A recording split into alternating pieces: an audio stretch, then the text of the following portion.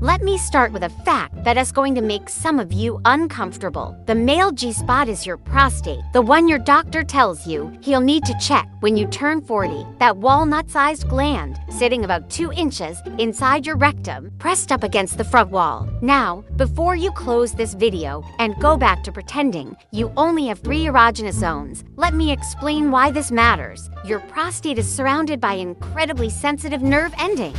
We're talking about the same pelvic nerve network that makes everything else down there feel good. It's literally part of your sexual plumbing. But here is where it gets interesting. Most of you have been ignoring roughly 30 to 40% of your potential pleasure zones because you're scared of your own ass. Which is hilarious when you think about it, because you'll eat gas station sushi without a second thought. But God forbid you acknowledge that butts can feel good. The prostate isn't just sitting there making seminal fluid and waiting to ruin your golden years with bathroom problem. It's actually called the male P-spot by people who are too scared to say G-spot, which is somehow even more embarrassing. Okay, let's get slightly educational before we get back to roasting you. The prostate is about the size of a walnut, though if you're over 50, maybe more like a small lemon, which is a problem for another video. It sits right below your bladder, wrapped around your urethra like a very intimate scarf. When you orgasm, the prostate contracts and helps propel semen through your urethra. That's its day job. But it's night job. That's where things get interesting. The prostate is packed with nerve endings, specifically branches of the pudendal nerve, which is responsible for pretty much all the good feelings happening in your pelvic region. We're talking thousands of nerve endings in a concentrated area.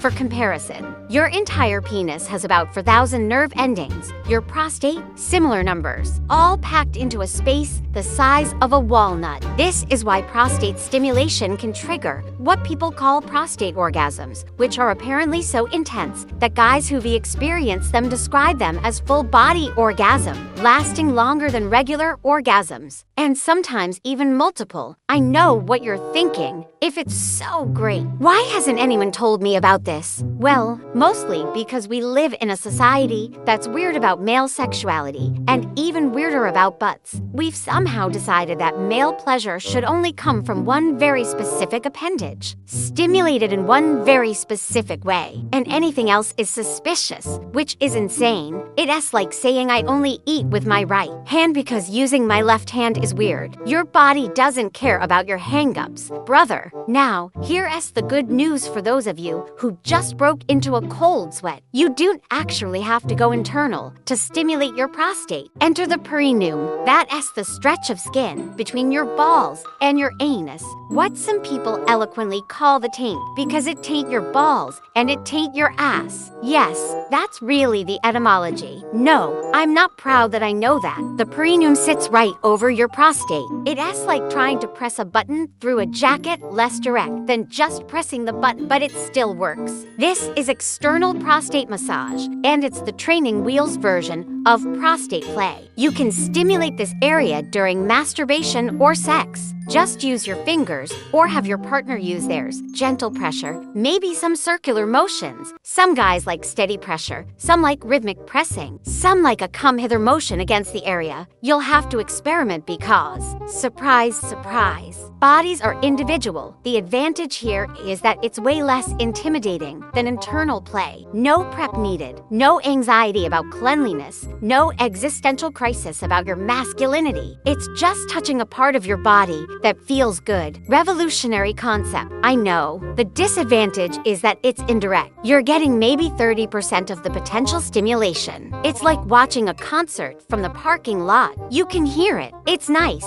but you're not getting the full experience. Some guys find this external stimulation is plenty. They incorporate it into their regular routine, and they're happy campers. Others try it and think if this is good, the real thing must be incredible. Both are valid. This isn't a competition. There's no prize for difficulty level in pleasure. All right, for those still here, let's talk about internal prostate stimulation. Deep breaths. We're all adults. First thing, if you're going to do this, you need 3 things: lube, more lube, and even more lube. I cannot stress this enough. Your ass does not self-lubricate. That's not a design flaw. That's just how it works. So unless you want an experience that feels like sandpaper in unfortunate places, you need lubrication. Water-based is good for beginners. Silicone-based lasts longer. Second thing, cleanliness. Look, I'm going to be straight with you. The anxiety about cleanliness is usually way worse than the reality. Most of the time, your rectum is basically empty. Fecal matter mostly hangs out higher up in your colon until it's showtime. That said, if it makes you feel better, you can use the bathroom beforehand, take a shower, maybe use a bulb syringe to rinse the area if you're really anxious. Don't go crazy with enemas unless you want to mess up your intestinal flora. We're talking about a couple inches here, not a spelunking expedition. Third thing, your nails. Cut them, file them. This is not the time to be cosplaying Wolverine. Now, positioning. You've got options. Lying on your back with your knees bent up, classic. Easy access, squatting, gravity assisted. But your legs will get tired on your side with one leg raised, comfortable for extended sessions. Standing with one leg propped up, shower friendly. For finding your prostate, you're going to insert a finger again. Lube about 2 inches in, then curl it toward the front of your body, like you're making a come here gesture. You're feeling for something that's slightly firmer than the surrounding tissue. Maybe a bit ridged. It's the difference between pressing on your cheek versus pressing on your nose. Some guys find it immediately. Some guys take a while. Some guys think they found it, then realize they were just pressing on their bladder, and now they need to pee. This is all normal. When you do find it, start with gentle pressure. We're not kneading bread here. We're not even kneading a stress ball. Think gentle massage. Try different motions, circular, side to side. That come hither motion I mentioned, everyone responds to different things. Here's what might happen. You might feel an immediate, oh damn sensation. You might feel a weird pressure-pleasure combo that's confusing. You might feel like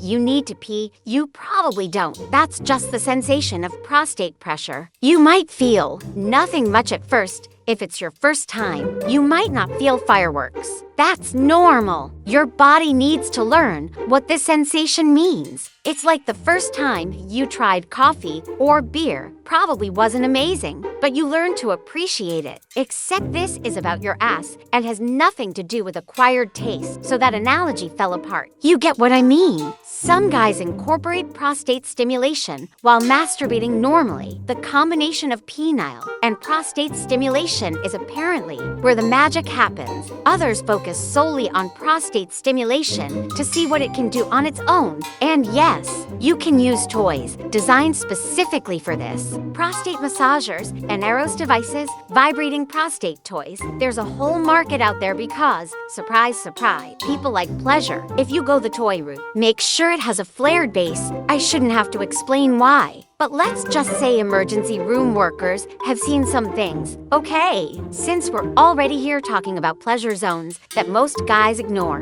let's just run through the director's cut version of male erogenous zones. Because honestly, if you think your pleasure starts and ends with your penis, you've been playing on easy mode with one hand tied behind your back. The frenulum, that little band of skin on the underside of your penis head, more nerve endings per square inch than almost anywhere else on your body. Most of you just jackhammer past it like it owes you money. Try paying attention to it. You're welcome. Nipples. Yeah, I said it. About half of men have sensitive nipples. But you wouldn't know because you've never tried because someone told you that it's not masculine or whatever. Newsflash, nerve endings don't have gender politics. Inner thighs. The skin here is thin and sensitive. Light touch, scratching, kissing, all good stuff. But most of you are in such a rush to get to the main event that you skip the opening act entirely. Neck and ears. I am not even going to elaborate on this because if you do know that necks and ears feel good, you've been having the wrong kind of sex. The sacrum, lower back, right above your ass. Pressure here can feel amazing, especially during or after orgasm. Feet. Before you start typing angry comments, about 14% of men report some level of sexual response to foot stimulation. It's not for everyone, but neither is cilantro. And we still put it in things. The point is, your body is covered in nerve endings. Your penis is great really doing the Lord-S work, but it's not the only instrument instrument in the orchestra. Most guys are out here playing a solo trumpet when they could have a whole symphony happening. And here's the really wild part. The more you pay attention to these different zones, the better everything gets. It's like cross-training for your nervous system. Your body learns to associate different types of touch with pleasure, and suddenly you're capable of more varied and intense experiences. But no, most of you are out here treating sex like you're speed running a video game. Gotta get to the end as fast as possible. No time for side quests or exploring the map. And then you wonder why it's gotten boring. Let us talk about the elephant in the room. Most of the resistance to prostate play isn't physical, it's mental. You've been taught that real men don't do this. That enjoying anal stimulation means something about your sexuality. That there's a right way and a wrong way to experience pleasure. And this is somehow the wrong way. All of which is, and I cannot stress this enough, complete bullshit. Your sexuality is determined by who you're attracted to, not by which nerve endings you enjoy having stimulated. If you're a straight guy who likes prostate stimulation, congratulations, you're still straight. If you're a gay guy who doesn't like prostate stimulation, you're still gay. These things are not connected. It's your body. These are your nerve endings. You get to decide what you do with them. And if someone tries to shame you for experiencing pleasure in the wrong way, that person has way too much time on their hands